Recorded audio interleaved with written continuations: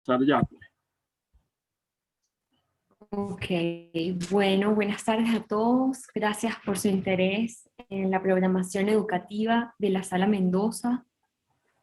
Eh, para la sala es un gran honor contar y un orgullo contar con el profesor Rafael Castillo Zapata para esta segunda parte del curso online La Vanguardia en sus Objetos 2, donde exploraremos los productos más emblemáticos de la avanzada estética contemporánea, donde la metrópolis moderna será el escenario histórico de esta aparición de las vanguardias. Gracias de nuevo por su participación y le damos la bienvenida al profesor.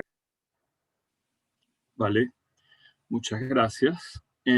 Bueno, sin mayores preámbulos, vamos a comenzar. Como la mayoría de las personas ya conocen el curso, porque han hecho la primera parte, también hay que decirle a las personas nuevas que no es obstáculo no haber hecho la primera parte para poder entrar en el universo que se abre en esta segunda parte. Y como se ve en el encabezado y en la promoción del curso, vamos a abordar esta vez 5 nuevos objetos de la vanguardia: metrópolis, retícula, instalación, montaje y performance, ¿verdad?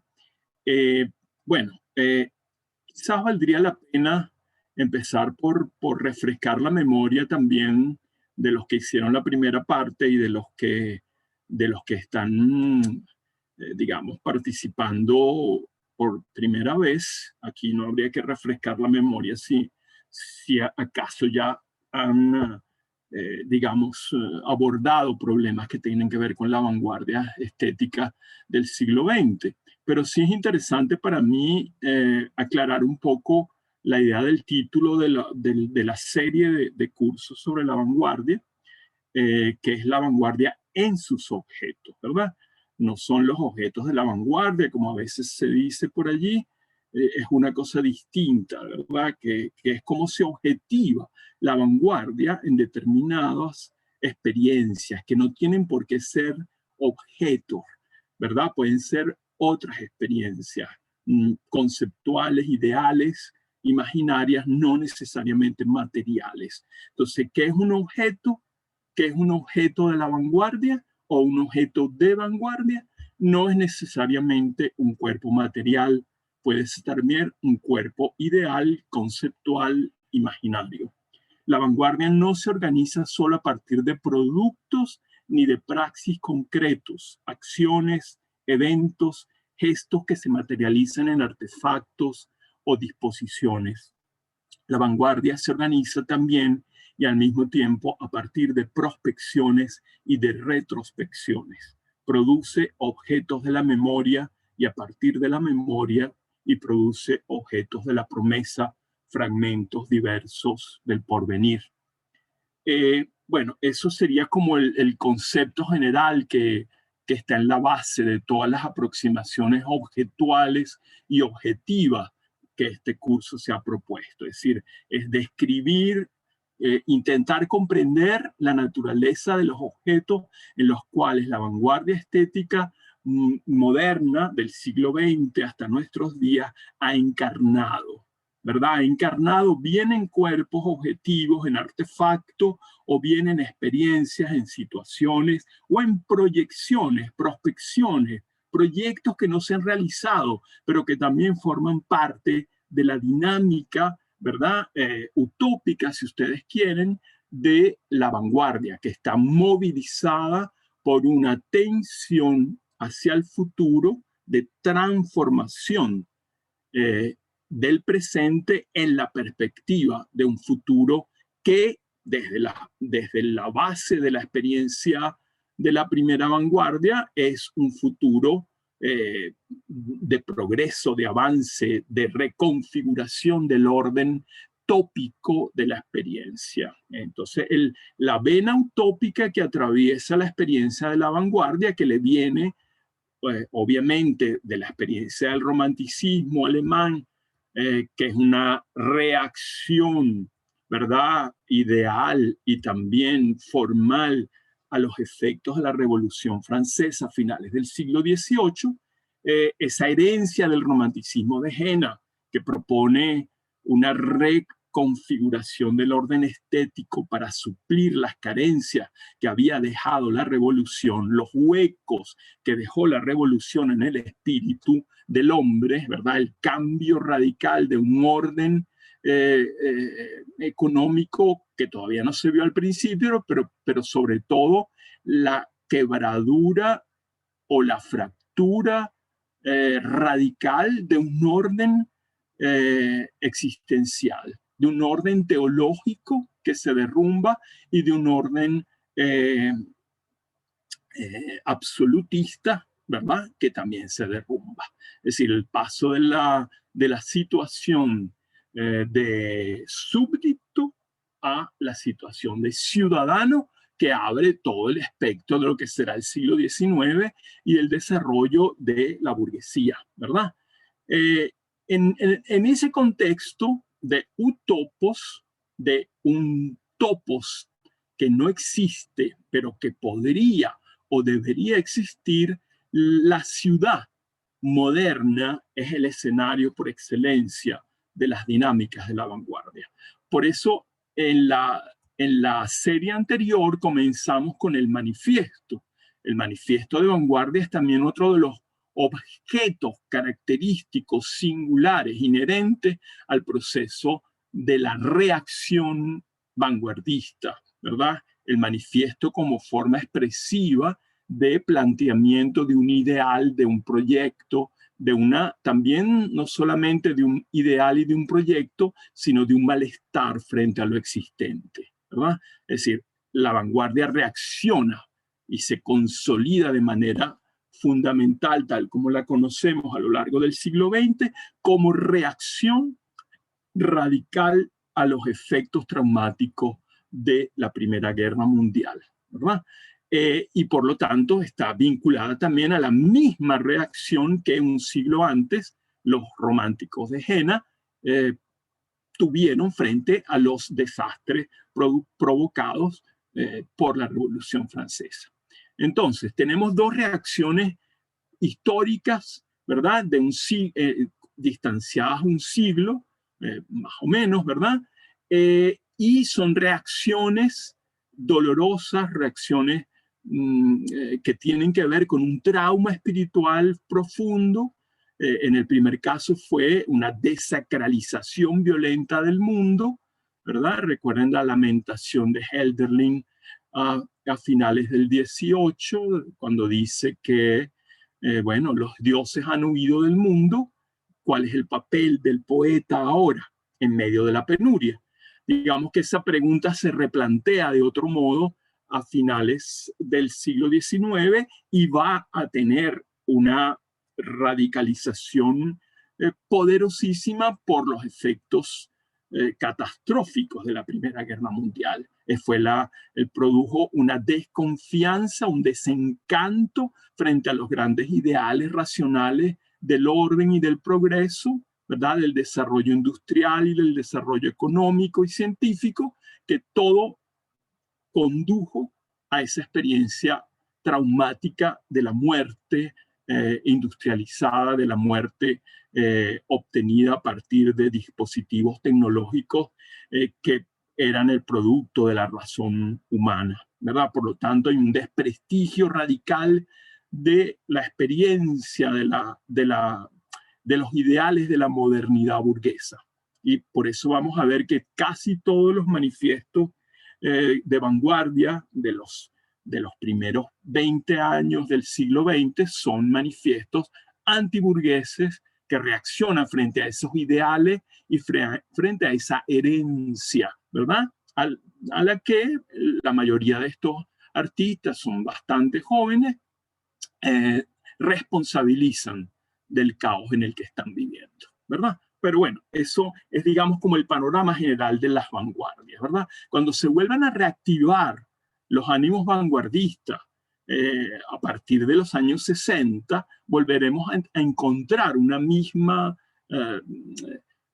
tensión, como si fuera algo característico de la modernidad, ¿verdad? La modernidad como la tradición del cambio, ¿verdad? De la revolución, del movimiento de reacción frente a lo dado. Es decir, la modernidad también es esa inestabilidad del tiempo que la vanguardia pone en escena en sus manifestaciones.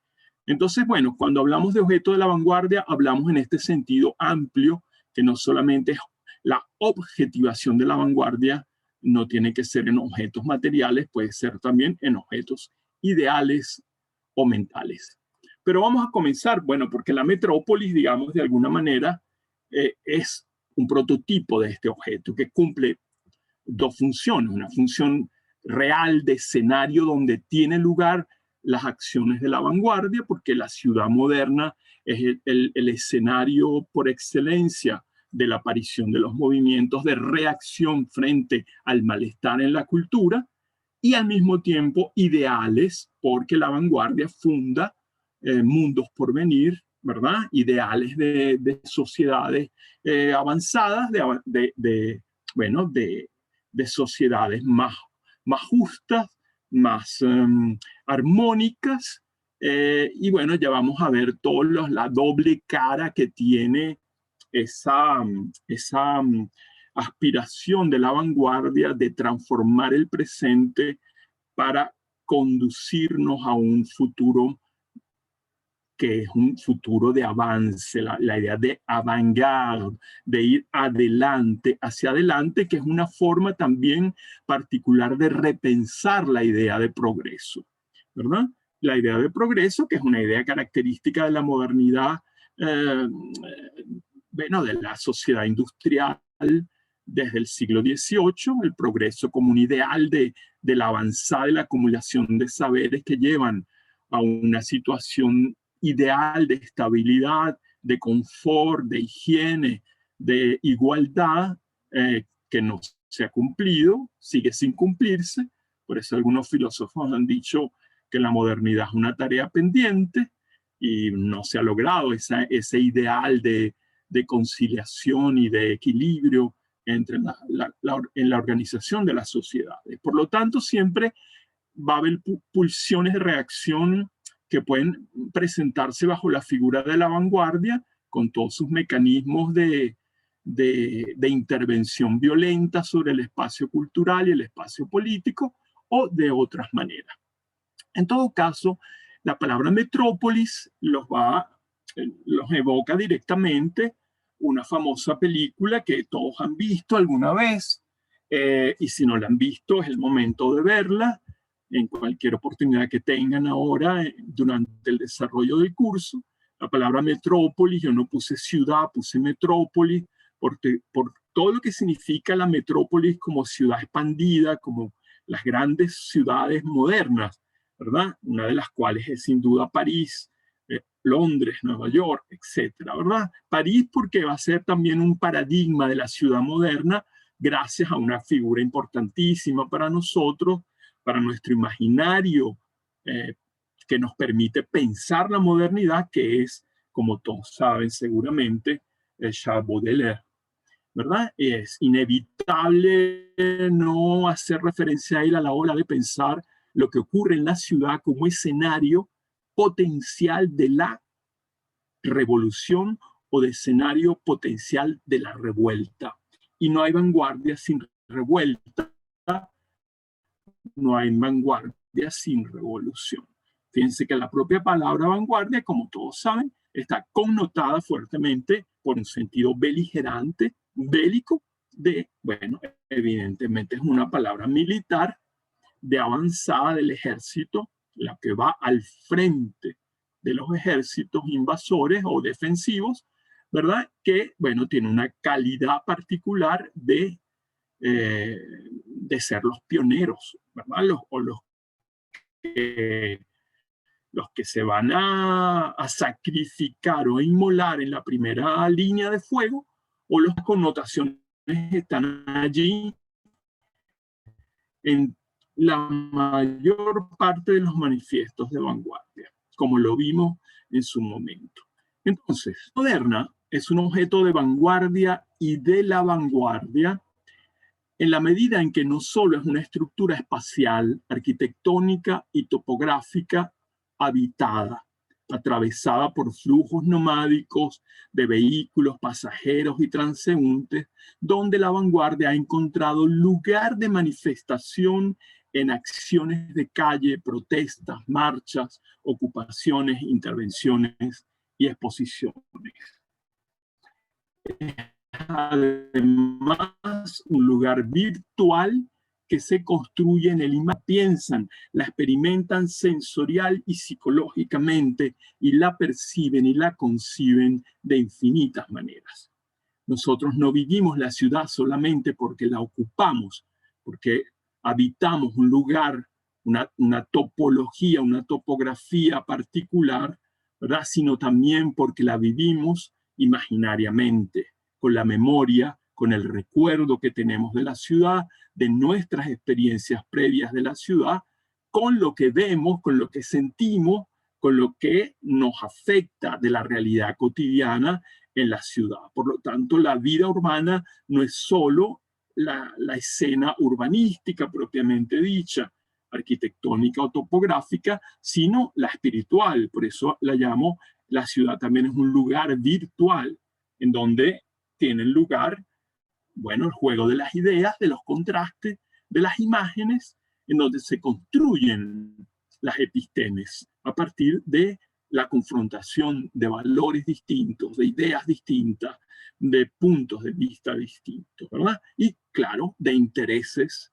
distintos, en oposición. La experiencia histórica es una experiencia, como todos lo saben, agonística en el sentido de que es confrontación, confrontación de fuerza, confrontación de sujetos, ¿verdad? En pugna para conquistar el poder, sin duda alguna, para dominar la escena del trabajo, la escena del gozo, la escena del gobierno, ¿verdad? De los sujetos, para nombrar solo algunos. Entonces pensemos la ciudad moderna como un objeto que es a la vez material, arquitectónico, topográfico, hecho de edificios, calles, etcétera, etcétera, y un lugar imaginario, un lugar virtual, un lugar que se construye en la memoria, con la memoria y con los datos de la sensibilidad, cómo vivimos la ciudad,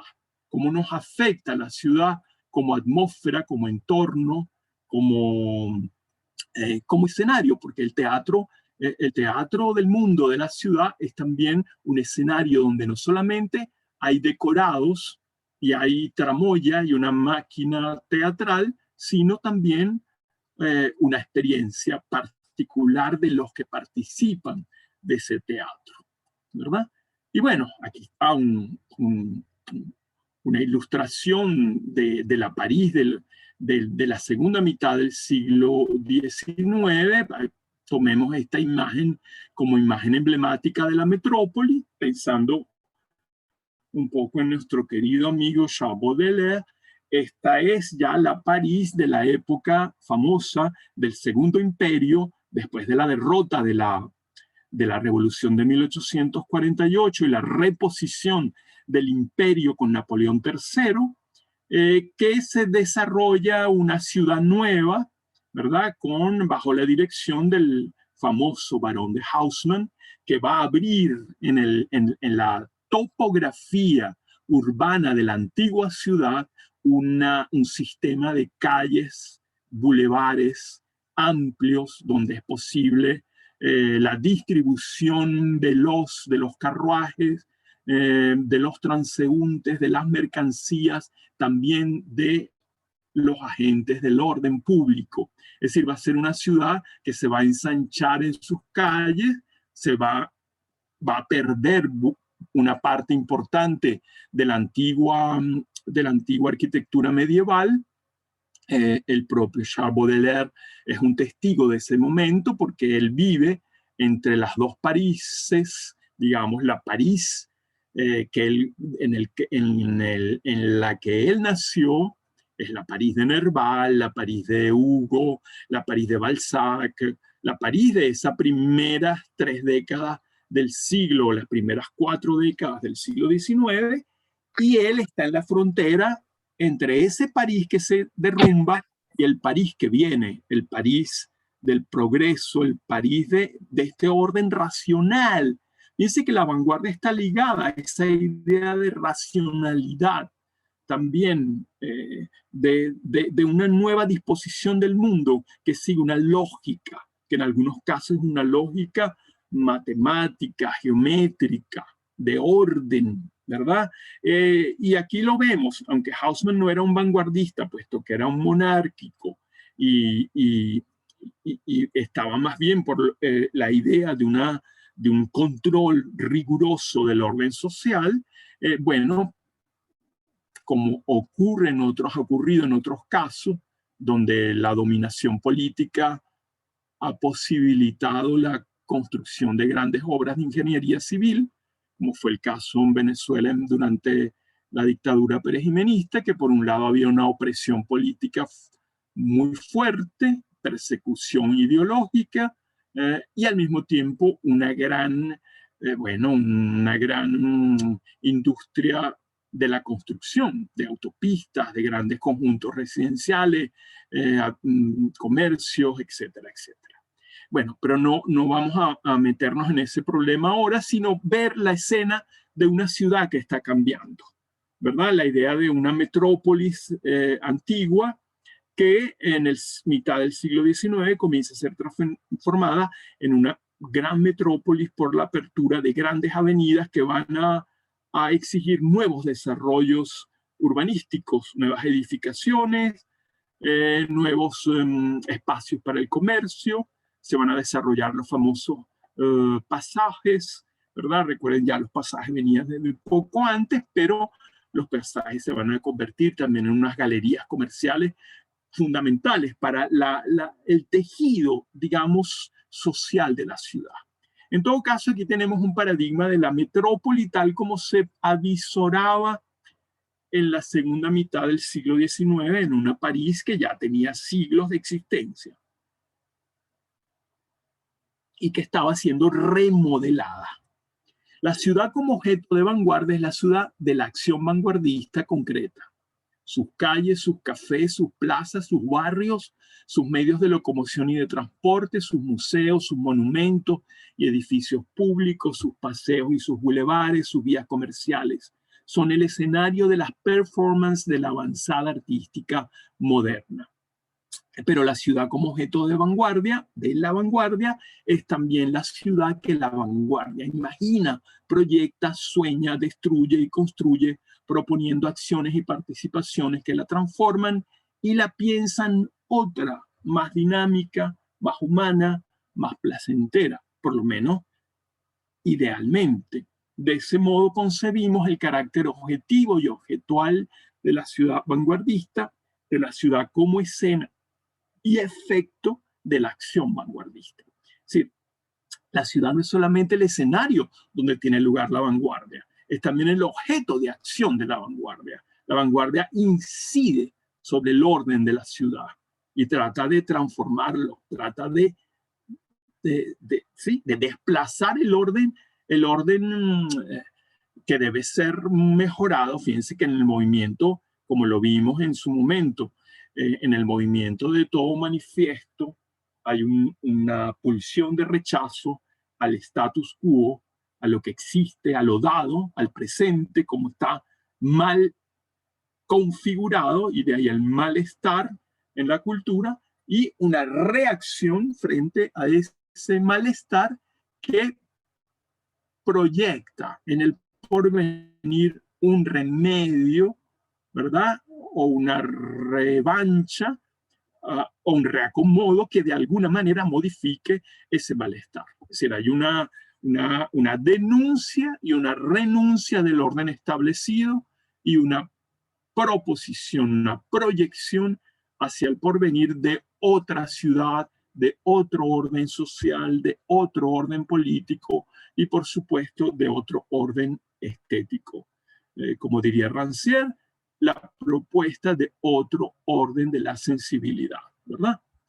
La ciudad, como la han construido los pintores, esa es la otra ciudad. No la ciudad que existe, es la ciudad imaginada, tal como la han pintado los pintores, como la han configurado los poetas, pero también los arquitectos, los dramaturgos, los cineastas, los escultores, en sus ideas y en sus obras, en sus fantasías y en sus declaraciones de principio, programas, esquemas, planos, maquetas y diseños. Muchas de esas ciudades no han pasado el ámbito de lo imaginario y de lo ideal. Muchas de esas ciudades ideales se quedaron en el papel, en los planos, en las declaraciones o en los libros. No llegaron nunca a adquirir consistencia material efectiva, pero igual existen como potencias, ¿verdad? En el objeto de vanguardia denominado Metrópolis, entonces abordamos la ciudad moderna en este amplio sentido, desde la imaginación del Baudelaire, testigo de las transformaciones haussmannianas de París en la segunda mitad del siglo XIX, hasta las ciudades utópicas de los situacionistas, pasando por los proyectos constructivistas y futuristas, por la arquitectura y el urbanismo de la Bauhaus, de Le Corbusier, de Villanueva, de Niemeyer, de Van der Rohe. La ciudad de Apollinaire, la ciudad de Torres García, de Feininger, de Delaunay, de Bieli, de Dublin, de Gross, de Land, de Berthoff. Bueno, esto es una propuesta mucho más amplia de lo que podemos dar en 5 sesiones. Por lo tanto, aquí y en una sola sesión no podemos hablar de la ciudad abordando a todos estos señores, ¿verdad? Pero están allí porque son figuras fundamentales del imaginario moderno de la ciudad, ¿verdad? Y fíjense que hoy vamos a tener como compañero en cierta medida la película de Land de 1927, Metrópolis precisamente. Aquí está uno de los carteles de anuncio de la película, ¿verdad? De la primera versión del año 27, con los actores originales. Y bueno, aquí ya en el póster de, si piensan la fecha, 1927, imagínense que el guión había sido imaginado mucho antes, en el año 24, se escribe el guión, y claro, eso se basó en un relato que también era anterior. Es decir, la imaginación utópica de una ciudad ideal es tan antigua como la civilización occidental. La Politeia de Platón no es más que una utopía, ¿verdad? La República Platónica es una utopía. Bueno, desde entonces, del siglo VI antes de Cristo hasta este momento de principios del siglo XX, la ciudad es también utopía. Y la metrópolis de Land es una encarnación cinematográfica imaginaria, obviamente, de lo que sería una ciudad del futuro. Una ciudad que es al mismo tiempo utópica y distópica. Sé que la metrópolis de Land es bastante problemática, y eso es uno de los valores de la película, porque no presenta una sociedad armónica, sino una sociedad conflictiva. Es la utopía que incluye la distopía, tal como se vive realmente la ciudad como aquello que nos afecta, aquello que nos condena a una cierta esclavitud, a una cierta rutina, a muchas limitaciones de nuestros propios apetitos, de nuestros propios deseos, y al mismo tiempo la ciudad como un lugar de expansión donde somos capaces de experimentar sensaciones placenteras, encuentros, hallazgos, descubrimientos, revelaciones, etcétera, ¿verdad? Bueno, en todo caso, yo les invito a ver la película para que se enteren un poco más de la anécdota, del juego que hay allí entre las dos ciudades, la ciudad de la superficie y la ciudad subterránea, la ciudad en la que viven, los poderosos, ¿verdad?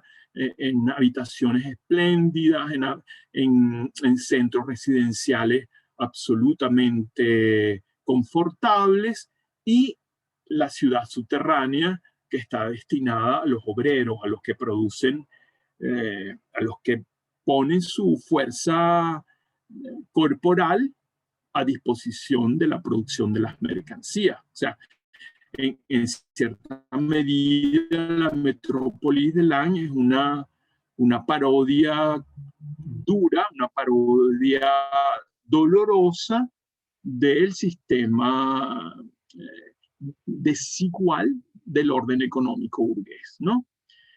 Bueno, en cualquier caso, este cartel de Metrópolis como una especie de, ¿cómo podríamos decir?, de amuleto para la sesión de hoy. Porque ahí pueden ver, además de las figuras de una ciudad de rascacielos,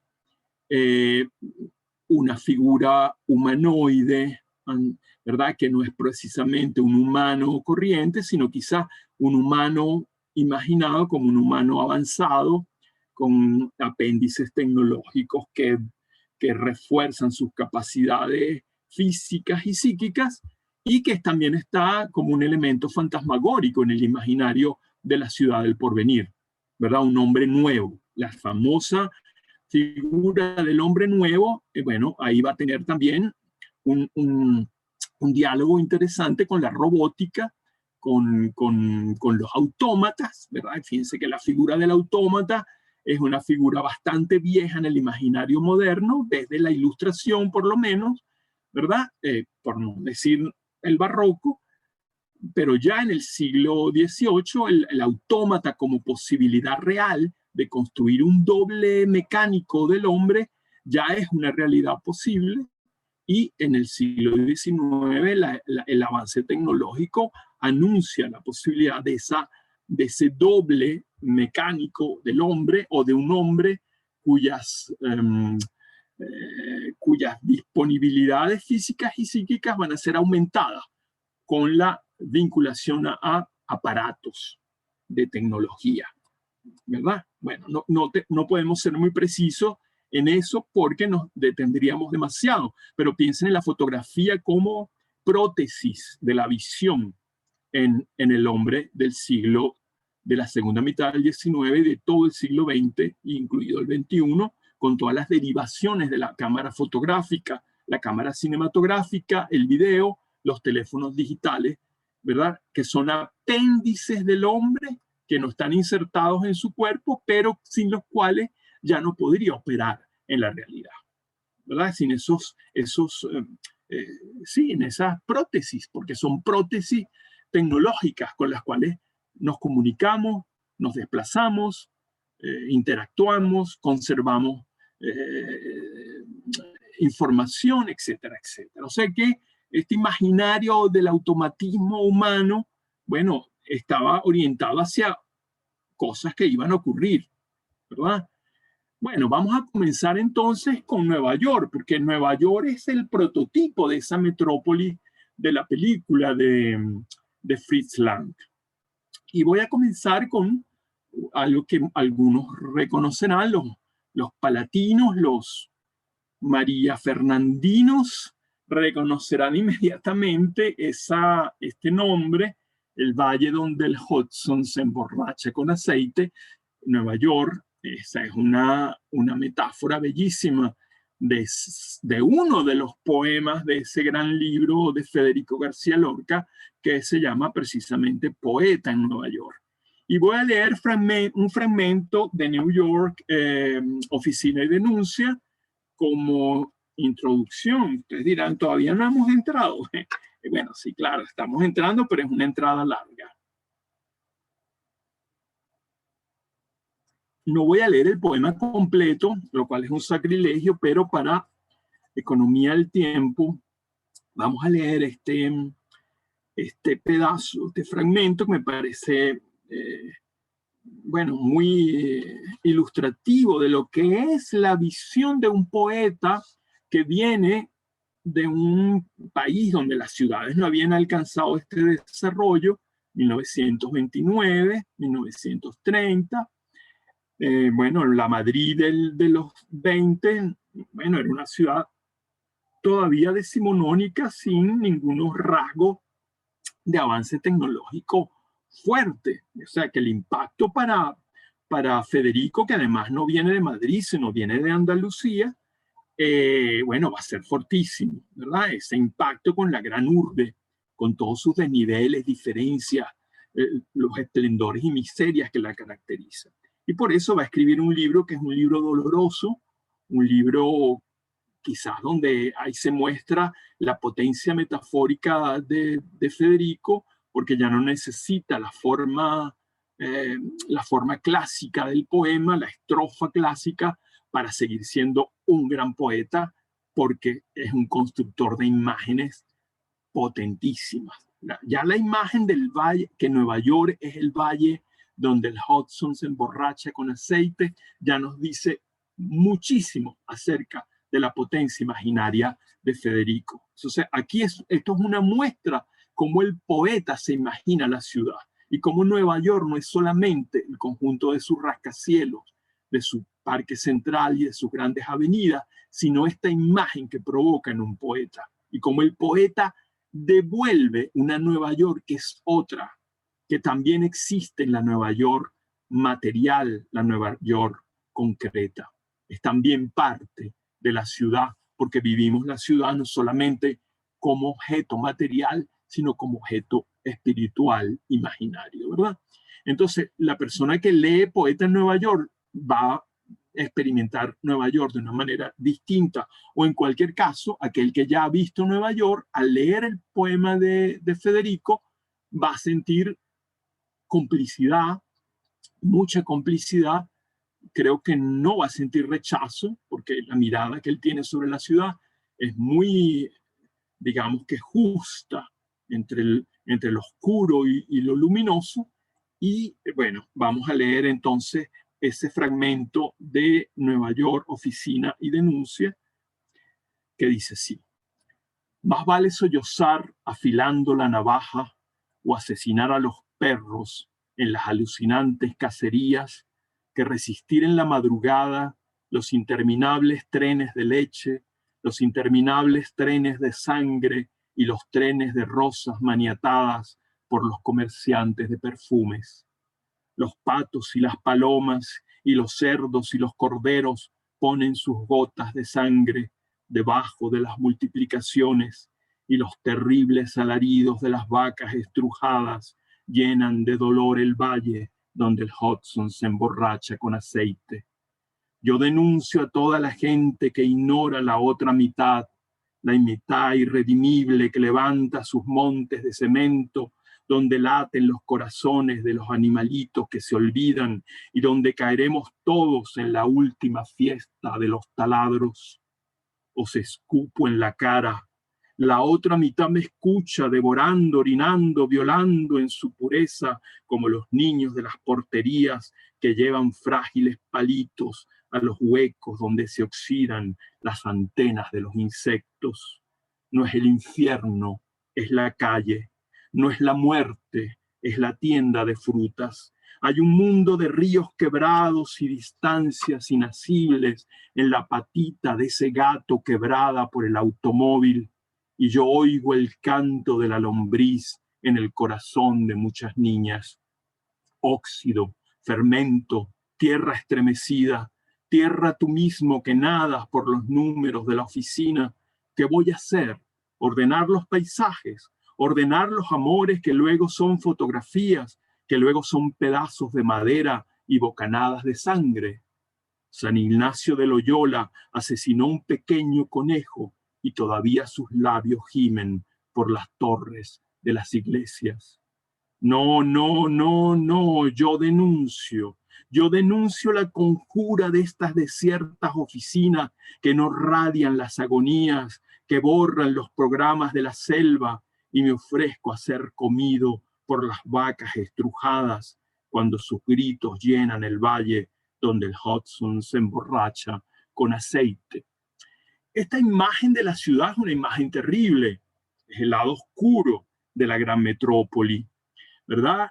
Y bueno, Nueva York tiene ese encanto que fascina por su imponencia arquitectónica, ¿verdad? Por la ampliación del espacio y del movimiento, pero que también asombra y, y, y bueno, y ensombrece, asombra y ensombrece por todos sus contrastes sociales terribles, por la pobreza que convive con la gran riqueza, con la indiferencia de uno frente a los otros. Fíjense cómo Federico en este poema es incluso un poeta ecologista, Van la Lettre, ¿verdad? Esa lamentación por los animales sacrificados en los mataderos, ¿verdad? Esas imágenes de sangre que no es la sangre de la guerra militar, sino de la guerra cotidiana que está ocurriendo todos los días en las ciudades, en las grandes ciudades. Dicen,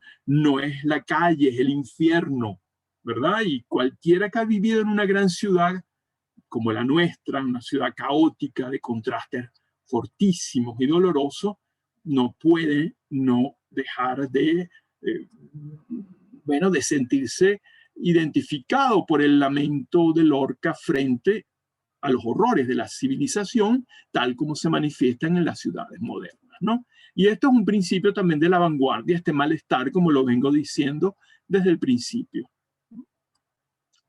Esta es una foto del año 24 de Broadway, tomada por Fritz Lang. Fritz Lang fue a Nueva York el año 24 y, por supuesto, como cualquier europeo que iba a Nueva York en este momento, queda maravillado por la magnificencia de la ciudad, apenas entrar en el barco, ¿verdad? Ver la línea de los rascacielos, el famoso skyline, y la entrada en el puerto y, bueno, lo que es la ciudad como ciudad dentro, la vida nocturna, la aceleración, la diversidad de opciones, la proliferación de estímulos que casi el individuo no puede atenderlos a todos y termina un poco aturdido, un poco abrumado por la multiplicidad de la ciudad. Entonces, obviamente en Fritz Lang hubo un impacto fortísimo de Nueva York. Y cuando él vuelve a Alemania, en Berlín, en los pocos meses, él va en la cabeza con la idea de hacer una película en la que va a poner en escena los contrastes radicales de las metrópolis. Y se va a encontrar con una señora que ya había escrito un relato de anticipación sobre la ciudad moderna, y con ese material y con lo que él ha visto en Nueva York, de viva, con una relación de carne y hueso, por así decirlo, ¿verdad? Frente a frente con la ciudad, él va a construir la fantasía de Metrópolis, de esa ciudad imaginaria que aparece en la película.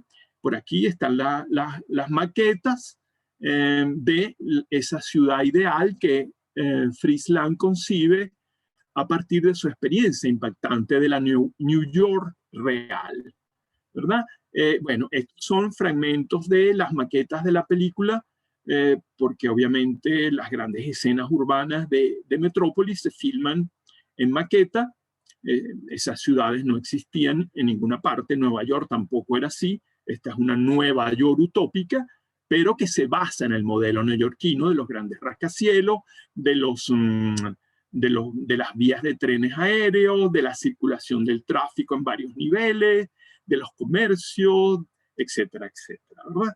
Entonces, fíjense cómo una ciudad puede impactar el imaginario de un hombre que venía de unas sociedades más,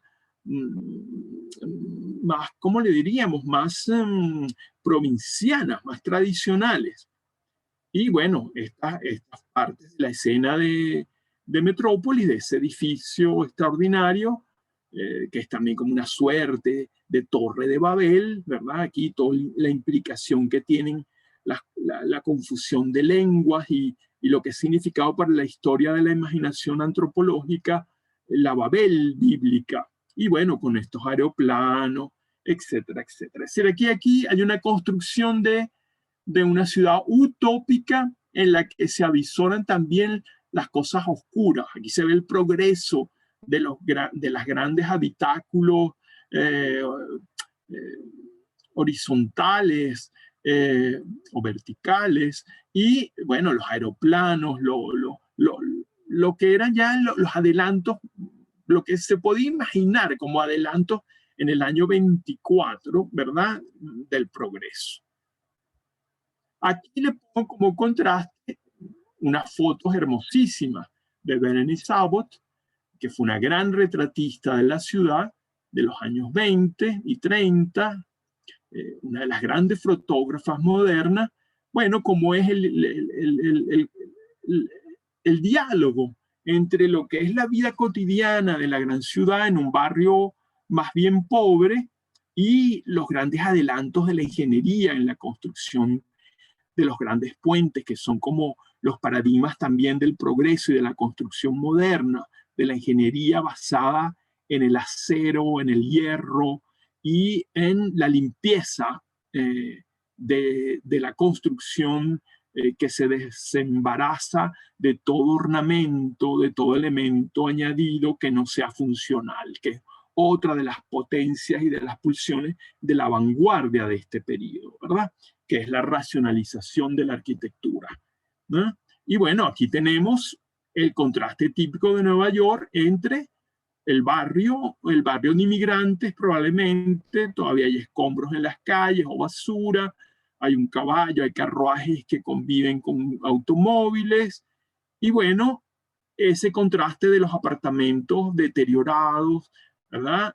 Frente a las grandes construcciones que se ven al fondo y ese magnífico puente que es como una especie de fantasía que también nos recuerda lo que después va a reproducir el propio Land en su maqueta, en su proyecto. Lanz dibujó muchos, ¿cómo se dice? Como croquis de lo que podría ser esa metrópoli, pero tenía en la cabeza la imagen que les había quedado de Nueva York.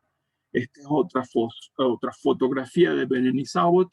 Y bueno, aquí también tenemos un Nueva York prototípico que aquí convive también las construcciones antiguas con los nuevos rascacielos, los carruajes todavía, y con los primeros automóviles, los camiones de tracción con combustible, etcétera, etcétera.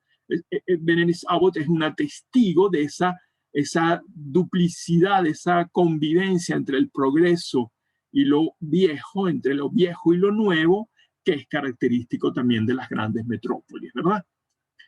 Otra foto de Berenice Abbott, esta más imponente, ¿verdad? De un fragmento del puerto y con la visión de los grandes rascacielos que ya en los años 30 estaban construidos, algunos construyéndose, ¿verdad? Esta foto, fíjense, estos edificios de la derecha de alguna manera están reproducidos en Metrópolis. Estos son edificios ¿cómo se dice?, de escenografía. Son edificios pintados en una de las escenas de la película de Land. Entonces, fíjense la cercanía entre las imágenes reales de la New York de los años 20, 30 y la Land reproduce imaginariamente con el modelo neoyorquino en su ciudad utópica, en esa metrópoli del futuro. Dice que esa película, creo que la fecha en la que tiene lugar la historia, si no me equivoco, verifiquen por allí, es precisamente 2026. La película es de 1927 y creo que el tiempo de la historia donde ocurren los acontecimientos de esa ciudad que tiene un plano superior y otro subterráneo es del 2027, pero no estoy seguro. En todo caso, estamos ya viviendo esta ciudad que para Land era imaginaria, era utópica. Esa ciudad existe, es la ciudad que vivimos hoy. Y bueno, aquí hago un diálogo entre las imágenes de la película y las fotografías de Berenice Abbott porque son espectaculares el diálogo que hay, sin que Land hubiese visto las fotos de Abbott. Pero aquí, por ejemplo, esta fotografía de la estación de trenes con la entrada de la luz por estas ventanales altos, o sea, cómo se proyectan los rayos en la escena de la sala de tránsito, donde además están todas las taquillas de venta de boletos, ¿verdad? De los diferentes trenes que salen de esta estación y la multitud que va a ser otro de los protagonistas fundamentales de la metrópolis moderna y del imaginario vanguardista de la ciudad, que es la multitud, la cantidad de personas que invaden los espacios de la urbe, ¿verdad? Y bueno, Berenice Abbott fotografió todos los momentos este momento también de luz brumosa dentro de esas construcciones aéreas que casi parece que flotan, ¿verdad? En la que ya no se emplea el ladrillo, sino el hierro y el cristal, es decir, como una forma ya casi desprovistas de toda pesadez, casi parecen insectos posados sobre el suelo y donde la luz es protagónica. Es decir, la construcción geométrica, ¿cómo se llama? El conocimiento de la ingeniería de puentes que hizo posible la construcción de arcos, ¿verdad? De un amplio, no sé cómo llamarlo, de arcos amplísimos, ¿verdad? Unidos con soldadura. Sí, eso forma parte también del imaginario de la modernidad, de cómo se puede, desde 1850, con el famoso Palacio de Cristal de la Exposición Internacional de Londres, que fue la primera construcción en hierro y cristal, uno de los grandes paradigmas de la arquitectura moderna. Bueno, ese tipo de construcción se va a repetir y en mucho del imaginario de la ciudad de la vanguardia moderna, de la ciudad futura, este tipo de construcción va a ser muy considerable. Ya lo vamos a ver dentro de un rato. Esta es una parte de la película del Metrópolis, es la parte, bueno, terrible, el ámbito subterráneo donde vive la gente aglomerada en edificios que son todos iguales y grises, y bueno, todos van cabizbajo con una ropa uniforme, bueno, van todos como una suerte de esclavos modernos, ¿verdad? Frente al poder, a la obediencia, a la máquina que controla la productividad en las industrias, en las fábricas. Son como animales ocultos bajo las profundidades donde tiene lugar la vida impresentable, digámoslo así, la vida del padecimiento y de la productividad, de la explotación. Fíjense que aquí hay una crítica implícita al orden del mercado, al orden de la sociedad burguesa del capital. Sin duda alguna, es imposible no ver aquí en esta película de Lange digamos, el vínculo con el pensamiento materialista histórico y toda la crítica marxiana del capitalismo y los ideales del manifiesto comunista, ¿verdad? Del proletario y de la reivindicación del proletario. Esto es una crítica también a la esclavitud y la explotación del trabajo. Y bueno, Lange plantea ese doble juego, aunque, ¿verdad? La visión de Lange es una visión no conflictiva, como lo diríamos, una visión más bien conciliadora, ¿verdad? Porque si ven la anécdota del relato, aquí van a aparecer dos héroes, una muchacha que viene de la pobreza, que viene de la miseria, y el hijo del dueño de la ciudad, que bueno, se va a entrar un día a este subterráneo y se va a dar cuenta de cómo vive la mitad de la población de la ciudad, y obviamente es de buen corazón y bueno, se va a crear el idilio, etcétera, etcétera, ¿no? Es decir, que en ese sentido hay una historia romántica también ideal en el fondo de la película, y Lange no lanza una crítica radical del orden económico, sino intenta la utopía de una conciliación, que esta gente sometida va a ser reivindicada, liberada por la alianza entre el poder de afuera, el poder de la luz, que está afuera de las grandes construcciones modernas, de la electricidad, de la movilización veloz de los vehículos, y este mundo oscuro, este mundo apesadumbrado. Bertolt Brecht no hubiese enfocado esto así, ya lo veremos en algún momento de nuestro curso, no en la ciudad, pero sí cuando veamos la teoría del teatro de Brecht y el montaje. bueno, él enfocaría este problema de una manera completamente distinta, ya lo veremos. En todo caso, Nueva York sigue siendo el paradigma. Estas vistas de Nueva York siguen siendo para nosotros fascinantes, incluso hoy día.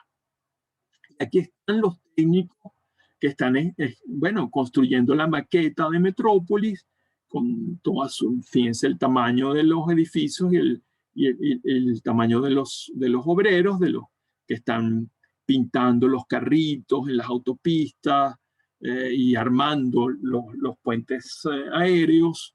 Y bueno, toda la edificación que en parte es maqueta, material con volumen y dibujo, ¿verdad? En el fondo, pintura, como en el teatro. Obviamente ¿cómo se dice? Una escenografía teatral. Y bueno, fíjense cómo dialoga todo el tiempo. Estas fotografías son de Berenice Abbott todo el tiempo, ¿verdad? Pero fíjense que Nueva York es bellísima en su geometría casi fría, ¿no? en esos edificios que están por encima muy por encima de la escala humana y son de una magnificencia poderosa. Bueno, esa fascinación conduce también a esta parte de nuestra clase que son, bueno, las venimos hablando de ellas en realidad, las ciudades de utopía, las ciudades que imagina la vanguardia. Otra vez una foto de Berenice Abbott de Nueva York. Sí, fíjense aquí, uno podría decir que Nueva York es el paradigma de una ciudad del futuro, una ciudad utópica. Lo sigue siendo. Y vamos entonces a ver algunos casos específicos. Vamos a empezar con uno de un arquitecto americano de los años 20, Hugh Ferris, que imaginó también, tiene un famoso libro del año 29, Las Metrópolis del Mañana, y que ninguno de esos edificios se construyó, pero sus cuadernos están llenos de croquis de los edificios posibles de una ciudad futura. Y están muy vinculados, obviamente, a Nueva York que él conoce. Estas ciudades inventadas por él, imaginadas por él y dibujadas, bueno, aluden a la Nueva York existente, pero la traspasan, digamos, la ponen como una Nueva York ampliada, magnificada, con otros tipos de atributos, de sistemas de circulación, de sistemas de construcción, etcétera, etcétera, que haya además como elementos también arcaicos involucrados en la construcción moderna, porque esto quizás recuerda un poco una catedral al mismo tiempo, ¿verdad? La construcción es gótica, hay ese elemento también fantasmagórico o arcaico en la visión que tiene Ferris de el porvenir. Es interesante ver que hay ese diálogo entre el pasado y el futuro, o este tipo de maquetas, de dibujos que él imagina también una edificación como esta, o como esta,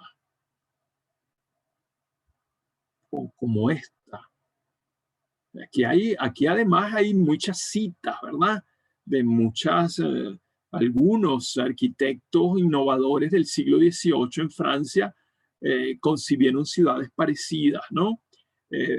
Pero particularmente Ferris en su dibujo, fíjense que son puros dibujos siempre, bueno, inventa paisajes extraordinarios que anuncian ciudades que van a existir luego, ¿verdad? Plazas que van a existir con estas caídas de agua, por ejemplo, o escenarios de grandes centros comerciales o de estaciones donde hay escaleras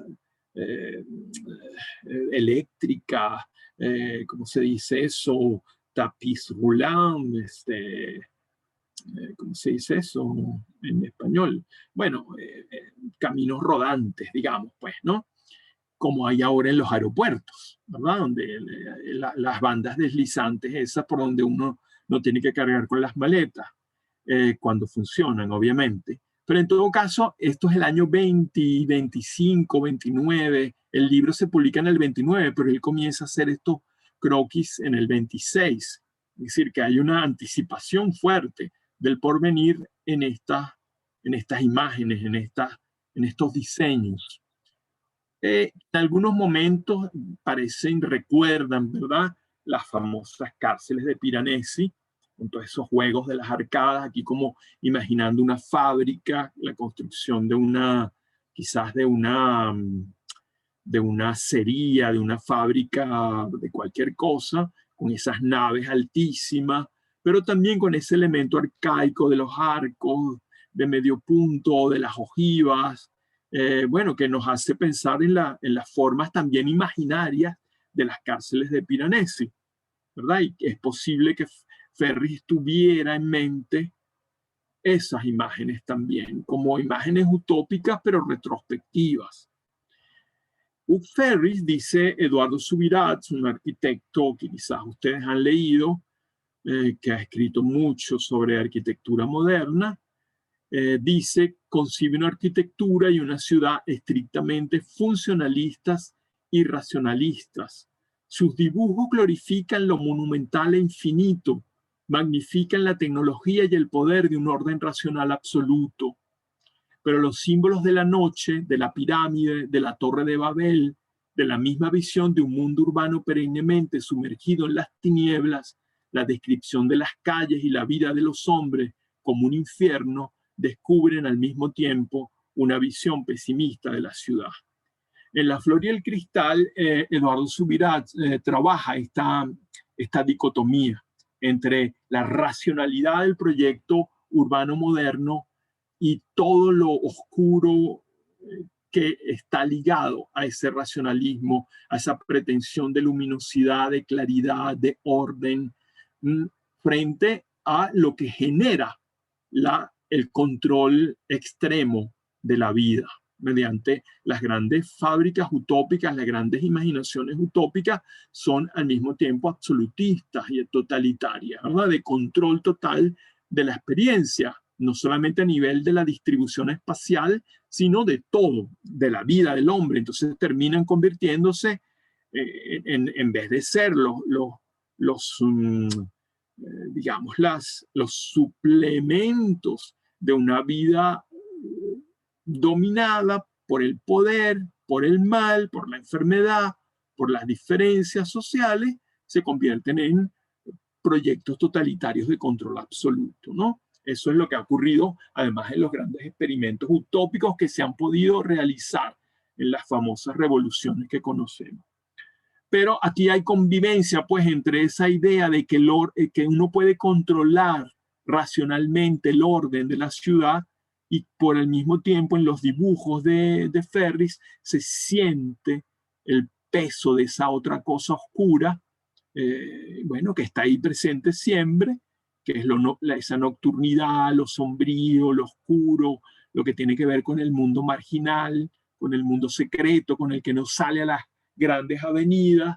Bueno, qué cosas se cocinan detrás de esos muros, ¿verdad? Frente a la indiferencia de todos, como dice el poema de García Lorca. Esa cosa aparente de la gran ciudad y todo lo que esconde de oscuro, de horroroso, de criminal, de salvaje, ¿verdad? La gran ciudad. Bueno, así como Ferris se imagina estas ciudades de control, de rigor arquitectónico y distribución de los individuos en el espacio, así también tenemos a un futurista como Antonio Sant'Elia en su famoso manifiesto La Città Nuova de 1914. Es muy anterior a lo que acabamos de ver bueno, no tan anterior, pero una década antes de lo que estamos viendo de Ferris. Y bueno, la ciudad futurista y Antonio Sant'Elia están ligados al futurismo, al movimiento futurista, el primer movimiento de vanguardia, de la vanguardia histórica, ¿verdad? El primer manifiesto futurista es de 1909, o sea que son los pioneros del movimiento de vanguardia en Europa.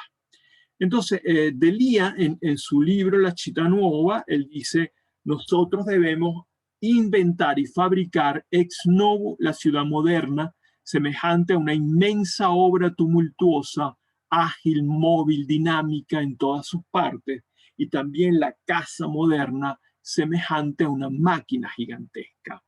La casa de hormigón, de vidrio, de hierro, sin pintura y sin escultura, rica solamente en la belleza congénita de sus líneas y sus relieves, extraordinariamente fea en su mecánica simple, alta y ancha cuanto sea necesario, debe surgir al borde de un abismo tumultuoso, la calle, la cual ya no se extenderá como una alfombrilla al pie de las porterías, sino que profundizará en la tierra en otros planos que acogerán el tráfico metropolitano y estarán unidos para los tránsitos necesarios por pasarelas metálicas y por velocísimos tapis roulants. Bueno, esta es la utopía, que está dicha la utopía en texto, ¿verdad? Fíjense que más la fascinación en 1914 de Sant'Elia por la máquina, por todo lo que tiene que ver con el desarrollo maquínico de la modernidad. La casa imaginada como una máquina gigantesca, la casa hecha de vidrio, de hierro, sin adornos, sin ornamento, funcional, ¿verdad? Y toda la distribución urbana del espacio orientada hacia la economía de recursos, hacia el aprovechamiento extremo del espacio y hacia la administración, ¿verdad?, de la masa en medio de la gran ciudad, así como se va a distribuir la circulación de vehículos, la circulación de mercancías, la recolección de las basuras, el transporte de los pasajeros hacia los trabajos, las oficinas, las fábricas, ¿verdad? Fíjense, ese imaginario que es un imaginario de control absoluto del orden de la ciudad. La ciudad como un proyecto utópico es también un orden de control. El hombre nuevo en una sociedad nueva siempre están amenazados por la aparición de la tentación absolutista del control total, de la unidad que rompe toda posibilidad de diferencia, que es lo que ha pasado en los grandes regímenes absolutista, tanto en la era monárquica como en la era de la política abierta, bueno, porque el poder es siempre el poder, ¿no? El impulso de dominación del otro y de la conquista del control sobre lo existente, bueno, es una cosa que está con el hombre, ¿no? Por eso existe, como decía muy bien Hannah Arendt, existe la política para controlar ese ímpetu, la política entendida en el sentido original de la palabra en Grecia, ¿verdad? Del gobierno de la polis. Para eso existe la política, porque como dice Hannah Arendt, el hombre no es un animal político por naturaleza, es político porque construye la política, construye la ciudad para contener la barbarie que él porta consigo, porque como decía Locke, si no me equivoco, el animal, el hombre es lobo del hombre, ¿verdad? Es decir, y eso está en evidencia todo el tiempo. Entonces, la ciudad utópica de la vanguardia tiene ese doble cariz de lo que es la avanzada, de una ciudad organizada, luminosa, higiénica, eficiente, con zonas de recreación maravillosas, parques, etcétera, etcétera, pero al mismo tiempo todo lo que significa, todo lo que cuesta a nivel espiritual y a nivel de la libertad individual el vivir en una ciudad de esas características, ¿no? Bueno, de eso desde la utopía de Platón en la República hasta la propia utopía de Moro, ¿verdad? Y todas las grandes utopías históricas, la ciudad del sol de Campanella, los falasterios de Fourier, etcétera, etcétera, todos terminan organizando un mundo que se fundó y se imaginó en función de la libertad y se convierten en sistemas de opresión, ¿no? Bueno, aquí están lo que se imaginaba Antonio Sant'Elia de la Città Nuova. Estos edificios también son imaginarios, son solamente edificios dibujados, proyecciones de la ciudad nueva. La Città Nuova también fue una exposición, él expuso estos dibujos,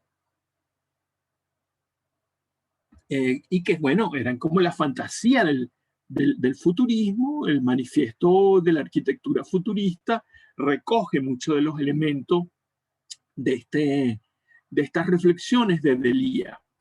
La arquitectura nueva es la arquitectura del cálculo frío, de la audacia temeraria y de la simplicidad.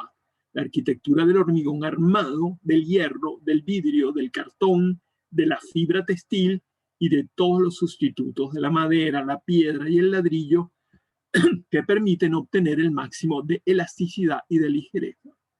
Fíjense que esto ya en 1914 es el anuncio de lo que va a ser la arquitectura moderna, ciertamente. Piensen en los edificios de Van der Rohe, piensen ya en los edificios de Gropius, y bueno, ya estamos aquí, ya los está anticipando en el año 14. Yo sé que el elemento utópico de la imaginación de la vanguardia también tiene ese elemento de anticipación que tiene algo que ver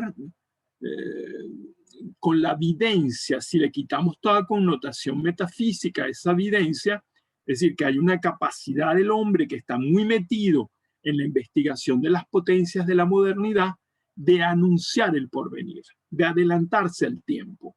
Y fíjense cómo ya un poco la ciudad de Metrópolis del año 27, bueno, ya es casi un hecho en muchas ciudades, en las ciudades que se están construyendo en Dubái o en otras zonas del suroeste asiático, etcétera, etcétera. Esas ciudades ya existen, ya no son de utopía y ya son utopías, es decir, están llenas de malestar.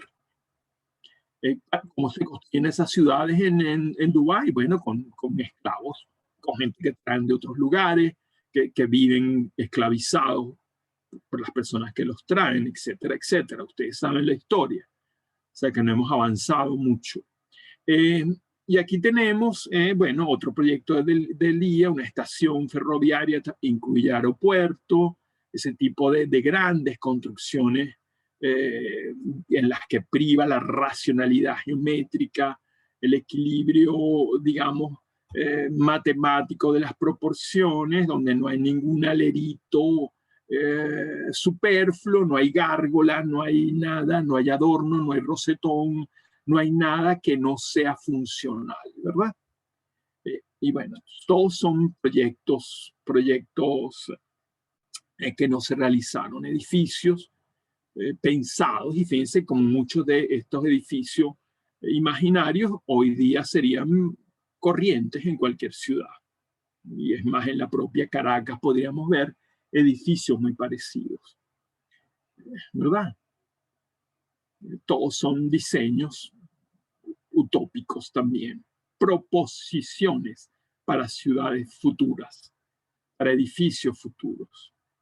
Está este edificio que se le parece, ¿verdad? Que es una maqueta que da la sensación de que se ha construido el edificio, pero ninguno de los edificios que soñó Delia se construyeron, ¿verdad? Pero así hubiera quedado, quizás, si se llega a construir ay, Dios mío, ¿se fue para dónde?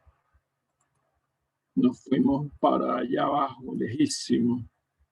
Bueno, así ven lo que le espera. ¿Qué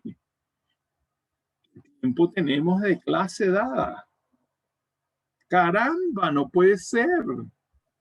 Queda media hora. 1 hora y media. Ah, hasta las 6 tenemos, ¿no? Hasta las 6, así es, querido. Mira todo lo que nos falta, Dios mío. No, yo hablo mucho. Bueno, imagínense todo lo que nos falta. Bueno, voy a ir rapidito, voy a ir corriendito. Bueno, es maravilloso hablar de Delia y de sus ciudades del futuro. Vamos a ver también en muchos momentos de la Europa, en muchos lugares de Europa de la posguerra, después de la guerra mundial.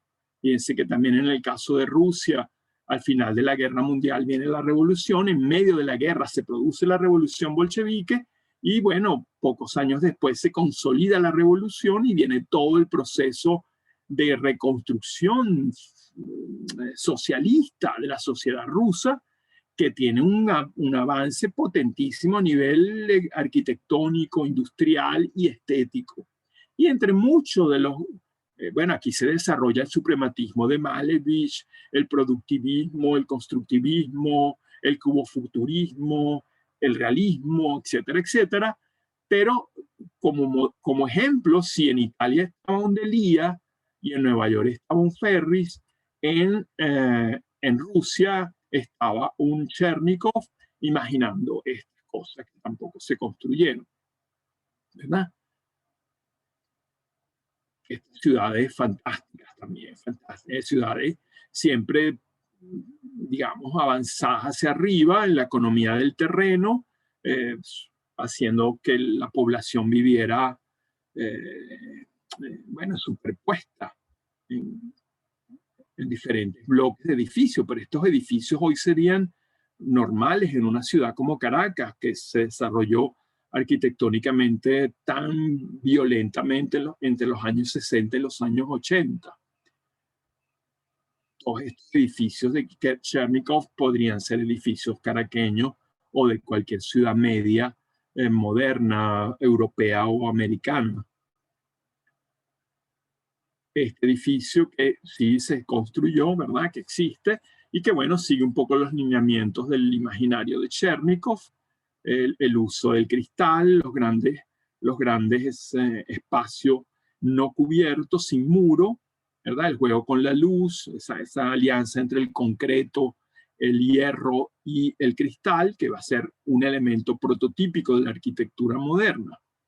O los grandes diseños para monumentos urbanos o mobiliario urbano, torres para mítines, como el famoso homenaje a la Tercera Internacional, ¿verdad? O como ¿cómo se dice? ¿Cómo se llama esto? No sé cómo es que se llama esto. Esto que diseñó nuestro amigo Lissitzky, ¡ay! ¿Qué es esto, señoras? Esto donde está montado Stalin para dar una conferencia. Plataforma, ¿no? Parece como una plataforma, ¿no?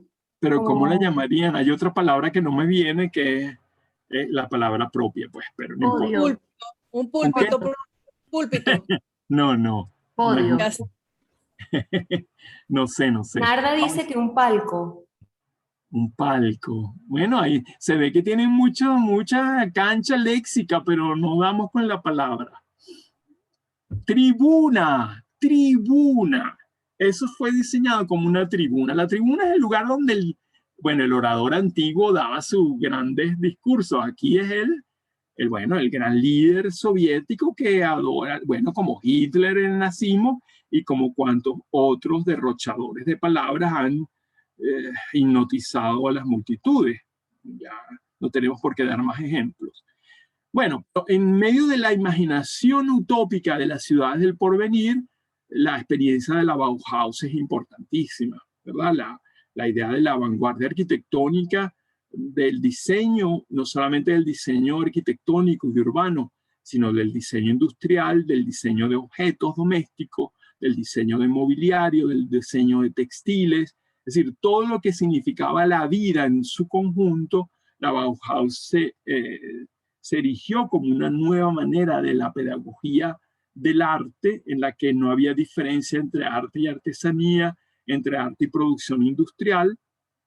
Y bueno, hay una figura prominente en la edificación de la Bauhaus, es precisamente Walter Gropius, el diseñador de la primera sede de la Bauhaus de Dessau.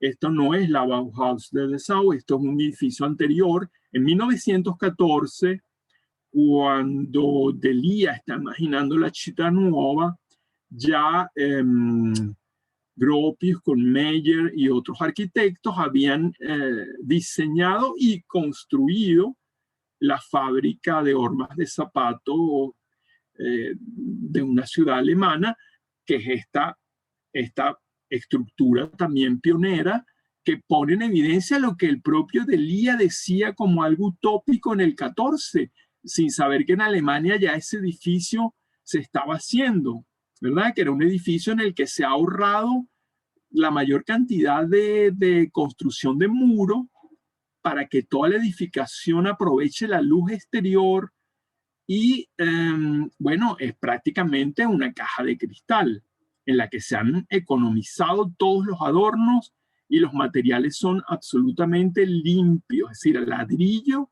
de obra limpia, concreto, vidrio y hierro, ¿verdad? Y con eso se hacen unas naves enormes en las que la luz del sol, bueno, sirve para ahorrar energía eléctrica, es decir, la funcionalidad de la arquitectura moderna, la idea de geometría, de disposición geométrica, donde no hay arcadas, donde no hay ojivas, donde no hay ningún otro elemento de embellecimiento, porque la belleza está puesta precisamente en el orden, en la lógica matemática de la distribución del espacio y de la colocación de las estructuras.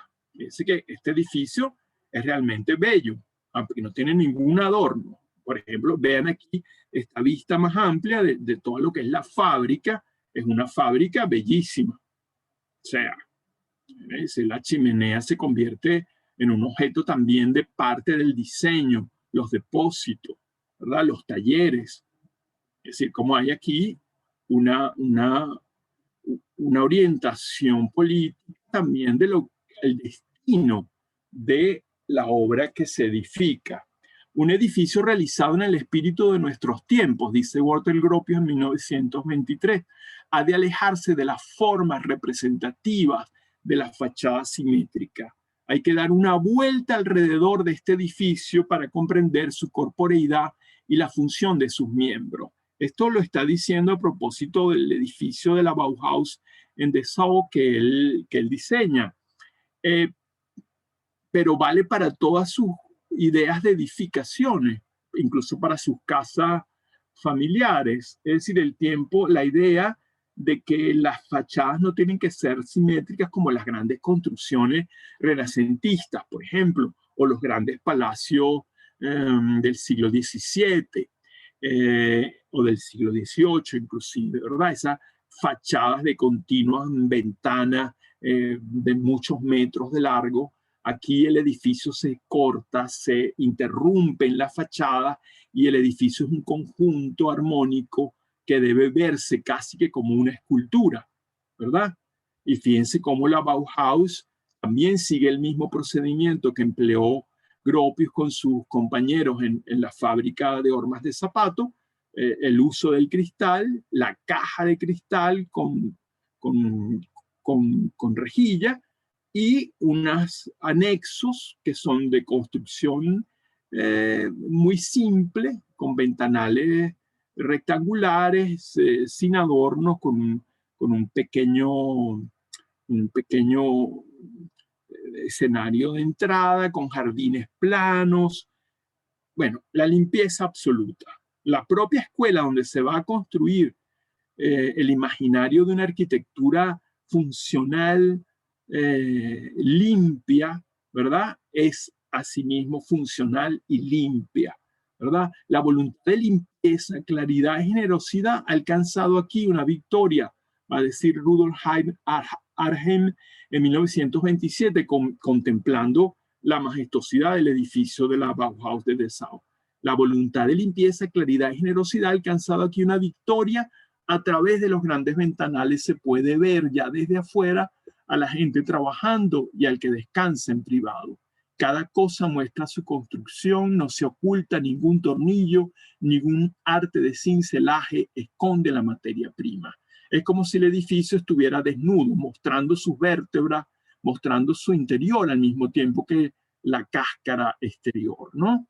Y aquí una visión más contemporánea de del edificio reconstruido, bueno, donde se ven los diferentes planos, el edificio de los estudiantes, donde viven los estudiantes, con esos balconcitos, bueno, el lugar donde, del comedor, de los elementos, ¿cómo se llama? De las zonas colectivas de encuentro y las aulas de clase y los talleres.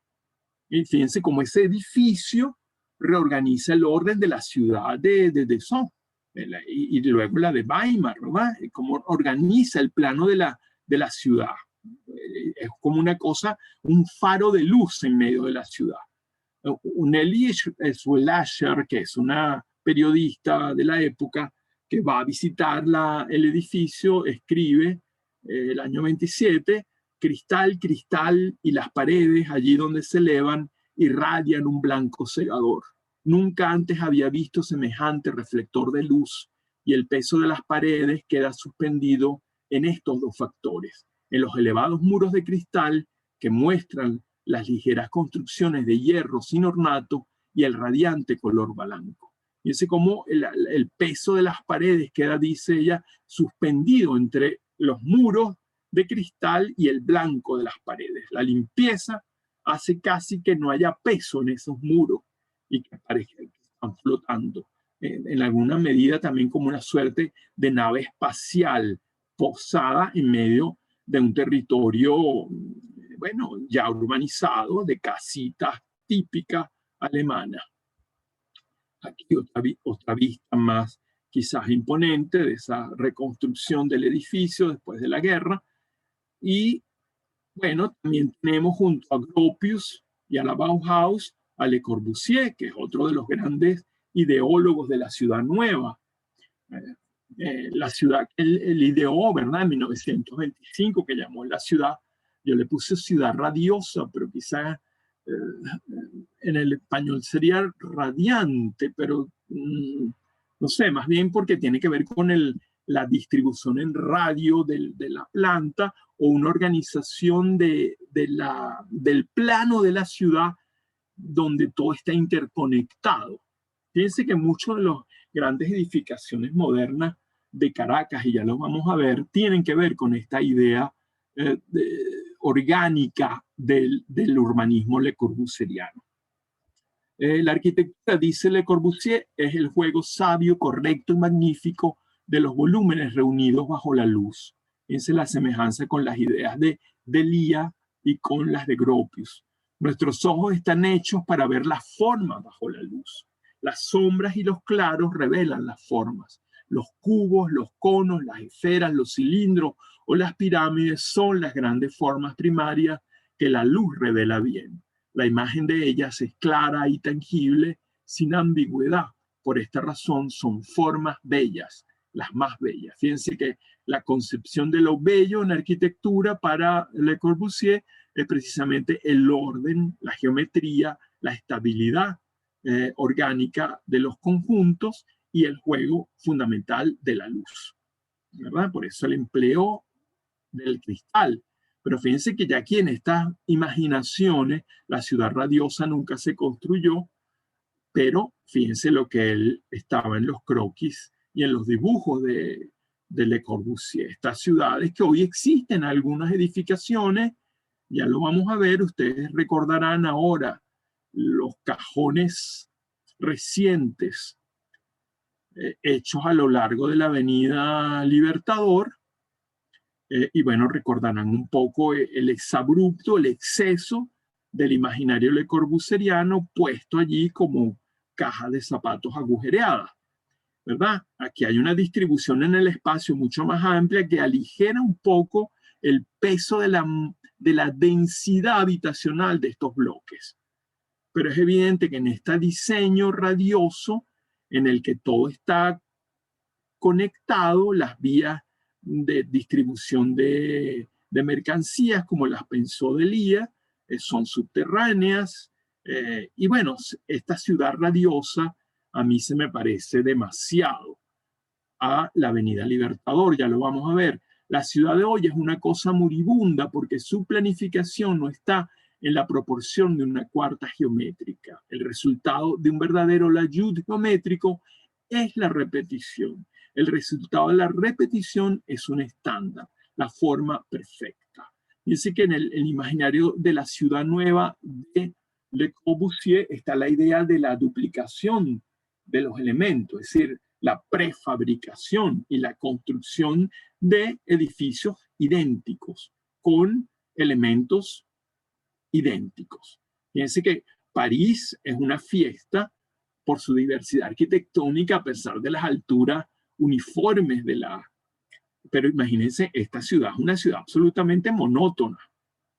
Esta ciudad regulada, hiperregulada, con grandes avenidas centrales, con sistemas de distribución subterráneo, con los edificios, bueno, de 30 pisos, 40 pisos, más altos todavía, y con toda una red de pequeños habitáculos donde, bueno, todo el mundo tiene la misma ventana cuadrada, no hay posibilidad de ninguna manifestación de singularidad, de individualidad, y eso pone en evidencia cómo la utopía también tiene una fuerte carga dogmática opresiva. Esta es una arquitectura del porvenir opresiva.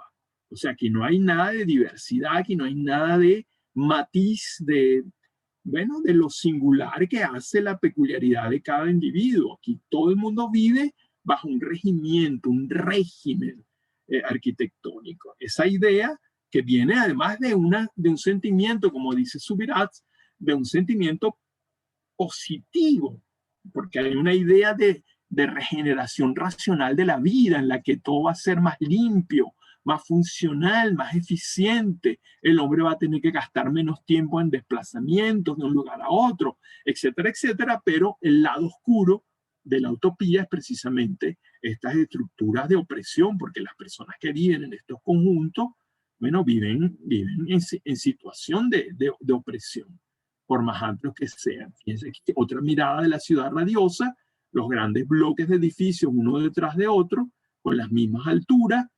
la misma distribución de los apartamentos, y bueno, jardines centrales y todo lo que ustedes quieran, pasarelas, vehículos que transitan por debajo, sistemas peatonales superficiales, y eso es la Avenida Libertador.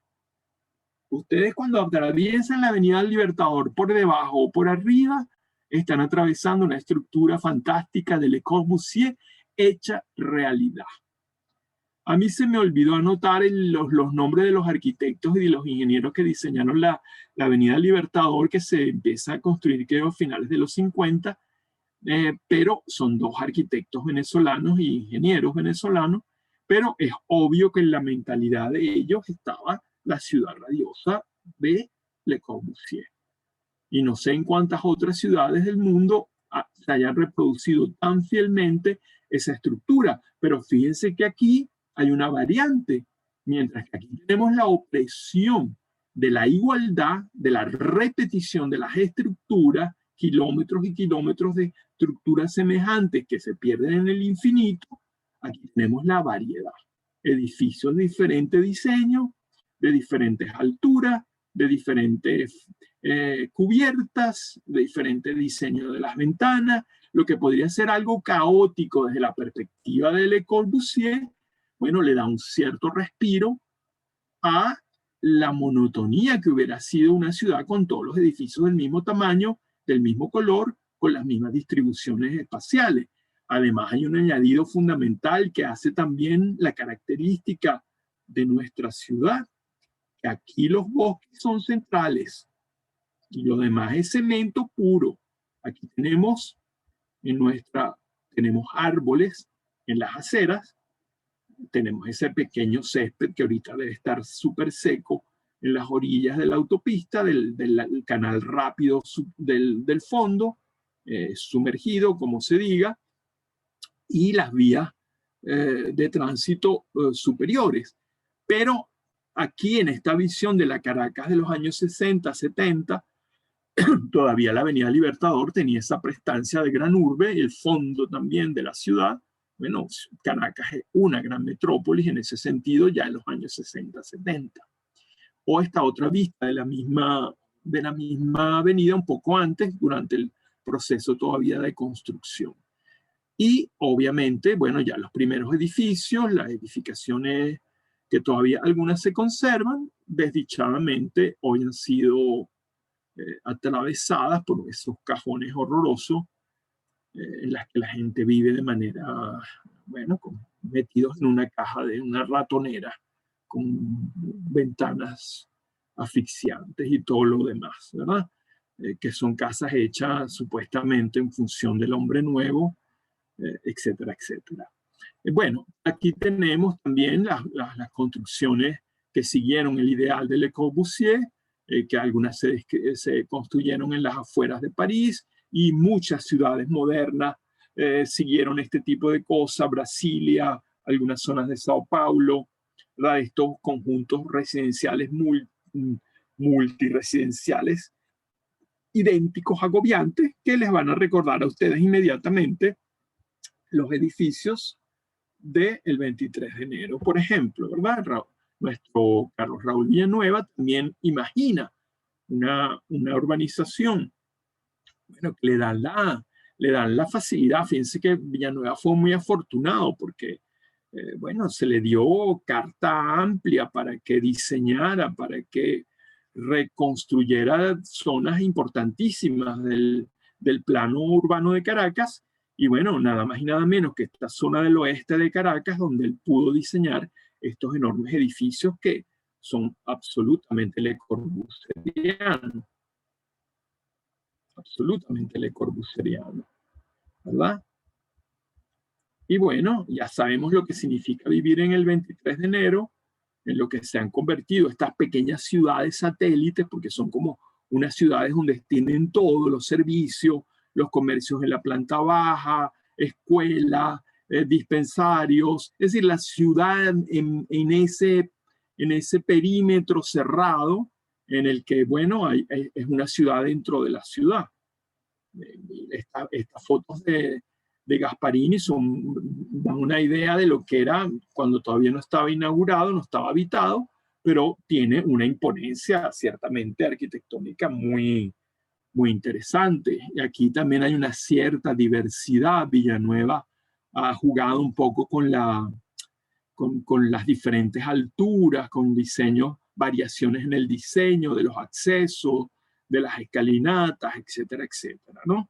Pero sin embargo, la impronta Le Corbusieriana es evidente. Bueno, fíjense, otra visión del mismo conjunto del 23 de enero. Es quizás un poco agobiante, es vertiginoso, ¿verdad? También la zona de Simón Rodríguez, que se hicieron construcciones similares, o piensen en el Parque Central, que es otro diseño, pero tiene la misma impronta Le Corbusieriana. Carlos Raúl Villanueva se salvó un poco, bueno, digo yo, se salvó para la historia porque se le reconoce fundamentalmente por el diseño de la hermosísima y casi que inigualable ciudad universitaria de Caracas, ¿verdad? Con todo lo que ello significa de experimentos con la arquitectura, digamos, en concreto armado, que fue uno de los grandes avances que exploró Villanueva en la ciudad universitaria. Y bueno, la belleza de sus espacios con la iluminación también, el juego de la luz con el bloque calado, no con el cristal, y con la ventilación, porque aquí ya tenemos, por tener un clima tan benigno como el nuestro, podemos jugar con la luz y el aire sin interferirlos, ¿verdad? A través de este dispositivo del bloque calado, que crea sensaciones bellísimas de luz y de atmósfera. Está la plaza cubierta del rectorado, los diferentes accesos al aula magna o a la biblioteca, o a la galería de arte, y bueno, la belleza de las proyecciones de la luz que son casi ya emblemáticas de la ciudad universitaria y bueno, la plaza cubierta con esas columnas y toda esa estructura de concreto y el fondo de los grandes murales, bueno, que solicitados a artistas de la época, ¿verdad? Artistas del arte, llamemos abstracto, que estaba en boga en ese momento, digamos, todos todos los venezolanos que fueron a París y se empaparon de lo que estaba pasando en París en los años 50, y que bueno, qué sé yo, la gran cantidad del grupo Los Disidentes, que luego fueron llamados por Villanueva para, bueno, para hacer murales, para decorar la biblioteca, etcétera, etcétera. Bueno, para llegar un poco más a nuestra época, el situacionismo, que es quizás el último gran movimiento de vanguardia, a principios de los años 50, perdón, finales de los 50 y principios de los 60, tuvieron también su imaginario de la gran ciudad nueva. Uno de los arquitectos fundamentales del situacionismo es Constant, un arquitecto belga que tenía ese seudónimo, Constant, y bueno, imaginó una nueva Babilonia, una ciudad que, bueno, en los croquis, es una ciudad que tampoco se construyó, es la ciudad utópica, como diferentes planos de habitacionales, donde ocurren a varios niveles diferentes funciones de la vida cotidiana, ¿verdad? Que meramente un croquis de lo que podrían ser esos diferentes niveles de la vida de la gran ciudad, o en esta estructura también, ¿no? Estructuras que parecen estructuras flotantes, digamos que sostenidas en pilares, que dejan pasar, que pueden ser atravesadas por debajo, por vehículos o por los peatones también, como una ciudad despejada, como unas grandes plazas cubiertas, o estos diseños también que a veces anuncian algunas cosas que se han construido en la arquitectura contemporánea, en algunos aeropuertos, por ejemplo, o estas estructuras también totalmente en los años 50 y 60 eran completamente utópicas, ¿no? Pero que ya hoy son, las podemos aceptar como reales, como que ya existen prácticamente.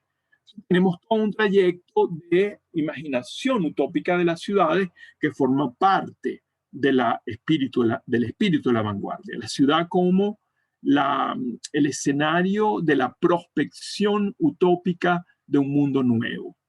Eso está ligado también a la fascinación por las máquinas, ya lo vimos en los futuristas, y rápidamente vamos a pasar esta idea de la máquina ligada a la ciudad, de la tecnología vinculada a la ciudad, tal como la captura un pintor. En la propia película de Land están las grandes turbinas que mueven la vida. Esta sala de máquinas, que es una de las escenas más impresionantes de la película, ¿verdad? En la que estos hombres están controlando los mandos de esa gran máquina que parece una especie de dios, qué sé yo, precolombino, con una idea de ojos y boca, y toda la energía que está depositada en esas turbinas, y que los obreros están allí controlando los mandos para que eso no se desemboque, se desbarate, y que, bueno, toda la multitud de obreros pendientes de lo que está pasando. Recuerden que dentro de esa ciudad subterránea va a haber una sublevación de los obreros, gracias a la figura de esa heroína, que va a ser la heroína de la película, que se alía con el hijo del dueño de las fábricas, etcétera, etcétera, para una especie de saga liberadora. Pero aquí está el paradigma también de la máquina como una obsesión del imaginario moderno de la ciudad, o los grandes puentes de acero y de hierro, o las grandes máquinas turbinas, que también forman parte del imaginario de la gran ciudad y de la modernidad, de la construcción de los grandes turbinas de aire o turbinas hidroeléctricas en las grandes represas, etcétera, etcétera. Y aquí, bueno, Leger, que viene del cubismo, tratando de representar la ciudad, cómo va a derivar de estas representaciones que son más o menos tranquilas, con el paradigma muy cercano de lo que estaban haciendo Picasso y Braque, ¿verdad? Con una ciudad que podía ser París o cualquier otra ciudad, pero que de pronto ya hacia los años 20 va a irse hacia una pintura más geométrica, más abstracta, como esta ciudad de 1919, en la que los elementos urbanos van a estar como fracturados, repartidos en diferentes facetas, digamos, ya no como una composición orgánica, pero en la que se ve también la idea de una multiplicidad simultánea de elementos de la gran ciudad, lo arquitectónico, lo humano, las zonas de desplazamiento, las estructuras de hierro, el concreto, los puentes, las fábricas y otros elementos quizás también de fantasía del propio Leger. Pero él va a hacer toda una serie de pinturas en las que se representa la vida de mecánica moderna en la construcción, por ejemplo.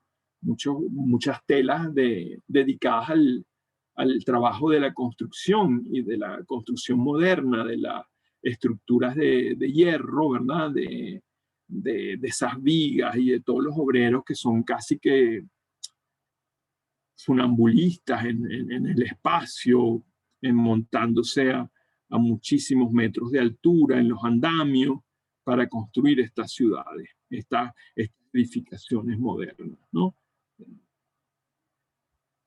Y bueno, después viene una parte muy importante para nuestra clase, que es la calle en acción, porque si la ciudad está también en el lugar en donde tiene lugar la acción vanguardista, es precisamente la calle en la que eso ocurre, los espacios abiertos de la ciudad donde se manifiestan los grandes acontecimientos de la vanguardia, las rebeliones, las acciones, las intervenciones en el espacio ocurren en la calle.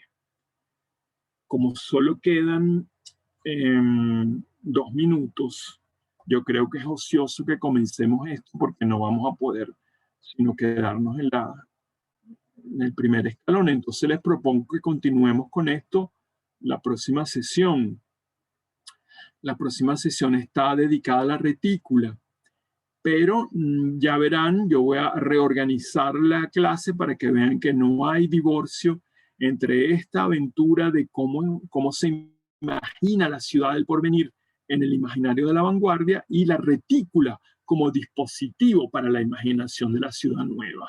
No solamente lo vamos a ver en el caso de la arquitectura, así que la clase de hoy es puramente arquitectura y urbanismo, lo vamos a ver en la pintura y en el arte, en las artes visuales, fundamentalmente, pero es inevitable el vínculo también con la arquitectura y el puente de relación va a seguir siendo el cubismo. Ok, entonces, bueno, creo que estarán de acuerdo en que nos sigamos adelante y quedemos hasta aquí, a menos que quieran crear el primer fragmento. ¿Qué quieren? Lo que tú prefieras. Bueno, les dejo de abreboca este fragmento del Manifiesto del Futurismo de Marinetti de 1909 para que vean, bueno, lo que significa para la vanguardia la fascinación por el progreso tecnológico y la fascinación por la máquina y todo lo que ellos veían como una potencia de vitalidad nueva para el hombre. Fíjense, había buenas intenciones todo el tiempo. Aquí hay hasta un infantilismo cándido, diría yo, a propósito de lo que significan las grandes muchedumbres agitadas por el trabajo y hasta una inconsciencia política de no poner en discusión crítica todo lo que se está jugando en eso que ellos están ensalzando. Bueno, porque Marinetti era un tremendo conservador, un tremendo, ¿cómo lo diríamos?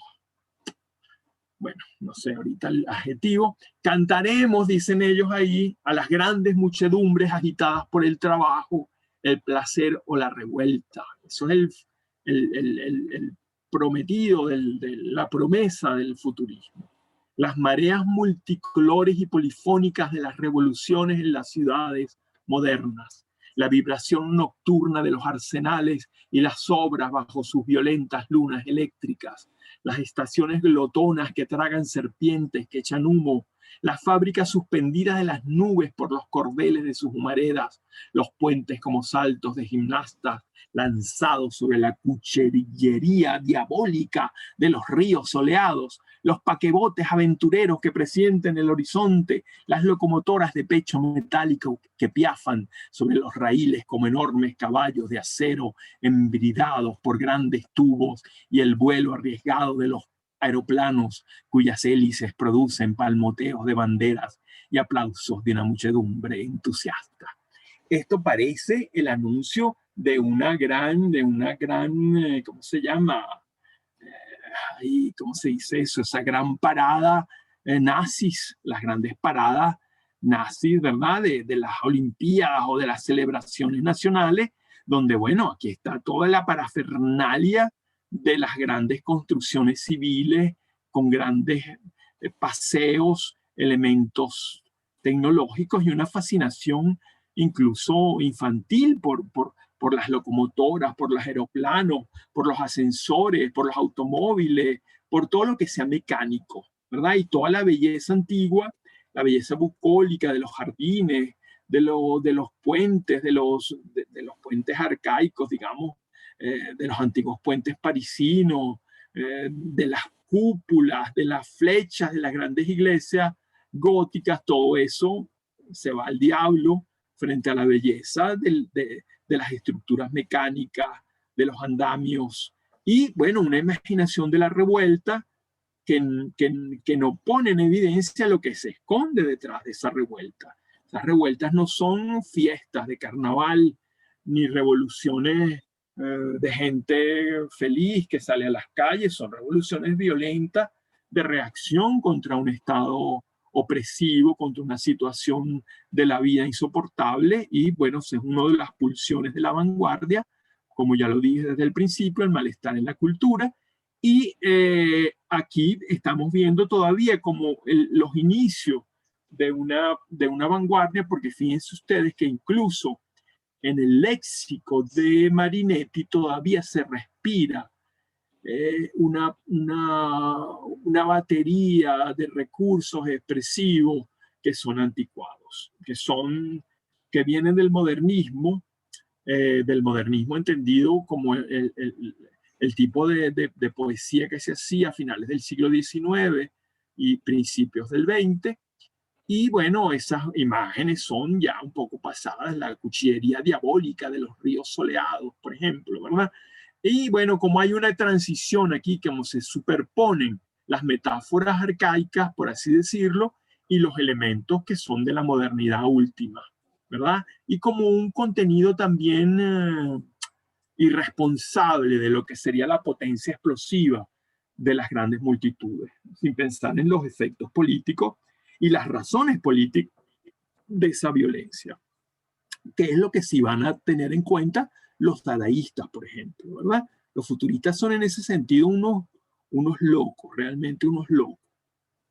Y bueno, así empezamos, vamos a empezar la clase que viene contra esa fascinación por las multitudes revueltas en los grandes escenarios de la ciudad y lo que eso significa como potencia de avance hacia una sociedad nueva, una sociedad dinámica, movilizada, no estática, sino plural, múltiple, simultánea, etcétera, etcétera. ¿Ok? Bueno, entonces cerramos aquí la aventura de hoy y continuamos el próximo lunes a la misma hora por este canal. ¿Ok? Buenísimo, profe. Gracias, Muchas profe. gracias. Hasta Vale. el próximo lunes. Gracias, feliz noche. Vale, vale, que descansen, que estudien mucho. Gracias. Veamos la película. Veamos la película. Siempre. Exacto, veamos Rafa, si quieres dejas de compartir y nos vemos todos. Ya va, Ok. un segundito. Yo quería que pusieras, por favor, Ajá. un minutico las últimas fotos de los cuadros de Fernand Léger, por favor. Ok, sí, claro.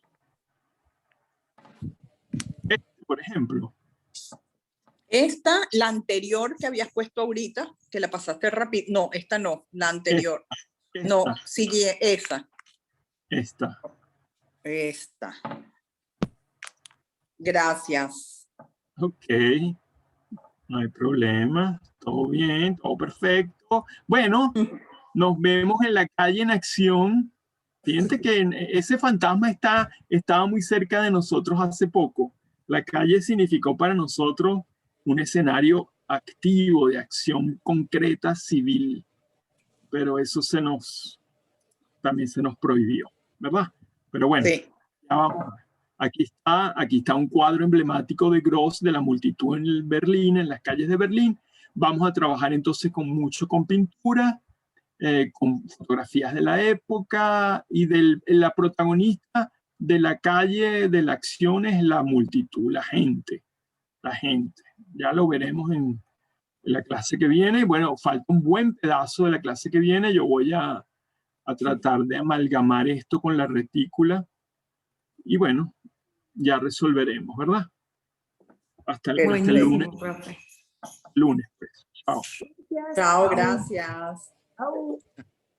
Chao. Chao, Bueno, Rafael. nos Hola, vemos. chao. Ah, Liz sí se conectó, qué bueno. Sí, desde el comienzo.